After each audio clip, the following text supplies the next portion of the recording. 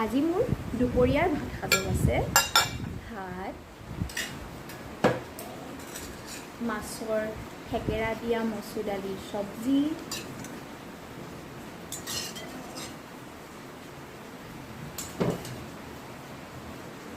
এটা জলকীয়া, নেমু, পিঁয়াজ, দুপিচমান তিয়ঁহ, ৰহ দালিৰ বৰ, এপিচ ভজা মাছ,